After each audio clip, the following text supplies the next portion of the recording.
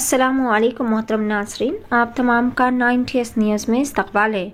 Mister Vasanta Venkata Krishna प्रसादु मेलावरम के कानून साज ने कहा कि साबिक सीएम जगन मोहन रेड्डी, जो कि गरीबों की तरफबरदारी के तौर पर मुहिम चला रहे थे, साल 2019 में इख्तिदार में आने के बाद से ही गरीबों को मुख्तलिफ हालात का निशाना बनाया गया।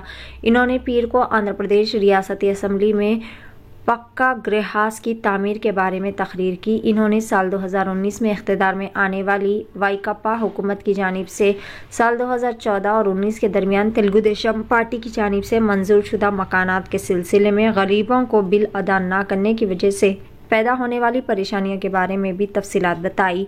कानून साज कृष्णा प्रसाद ने कहा कि साल 2014 से साल 2019 के दरमियान 1,07,000 पक्का गृहों की तामीर मुकम्मल हो चुकी है, जबकि मज़ीद 1,86,000 पक्का गृहहाउस मुकम्मल मुख्तलिफ मराहिल में है।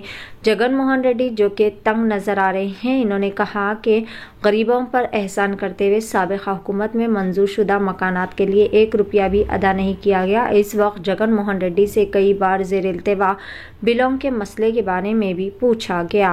आइए जानते हैं इस खुसूस में मुकम्मल तफसीलात। पेश है 90s न्यूज़ की खुसूसी रिपोर्ट। వెంకట కృష్ణప్రసాద్ గారు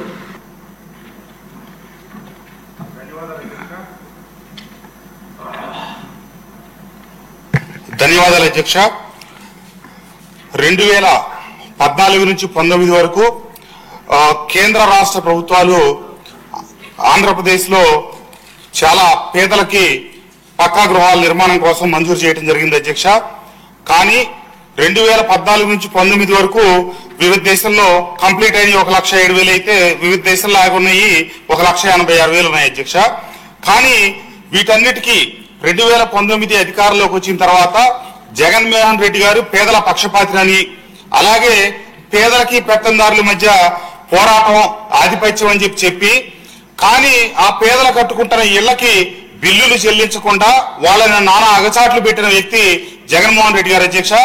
మేము గడిచిన 5 సంవత్సరాల కాలంలో జగన్మోహన్ రెడ్డి గారికి ఎన్నో పర్యాయాలు చెప్పాం, కక్ష గట్టి పేదలకి నిర్మిస్తున్న ఇళ్లలో పార్టీ లేదు, కులం లేదు, కేవలం వాళ్ళు పేదలు కాబట్టే ప్రభుత్వం గృహాలు మంజూరు చేసింది, వాళ్ళ మీద కక్ష కట్టి చంద్రబాబు నాయుడు గారు ఏ పని చేసినా దానికి వ్యతిరేకంగా మనం చేయాలి, అమరావతి అంటే అమరావతి లేదని, లేకపోతే పేదలకి పక్కా గృహాలు మంజూరు చేశారు కాబట్టి వారికి పూర్తి కాకూడదనే ఉద్దేశంతో వారు బిల్లులు పెండింగ్ లో పెట్టడం జరిగింది అధ్యక్ష।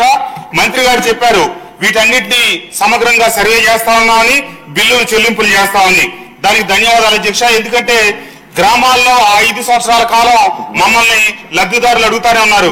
వాళ్ళు ప్రభుత్వం బిల్లులు చెల్లించడం వల్ల కొంతమందికి 1 రూపాయి పడి, కొంతమందికి బేస్మెంట్ వరకు పడి, కొంతమంది స్లాబులకు పడి, ఇట్లా రకరకాలుగా డబ్బు చెల్లించడందువల్ల, డబ్బు రానందువల్ల పేదలు చాలా అగచాట్లు పడతా ఉన్నారు। ఇది రాష్ట్ర వ్యాప్తంగా దాదాపు 920 కోట్ల ఎంతో బిల్లులు చెల్లింపులు నిలిచిపోయి ఉన్నాయి। అలాగే ఎన్టీఆర్ జిల్లాలో కూడా చాలా ఉన్నాయి। ఒక్క మా మైలవరం నియోజకవర్గంలోనే 6 కోట్ల నుంచి పైసలకు బిల్లులు చెల్లింపులు నిలిచిపోయినాయి అధ్యక్ష।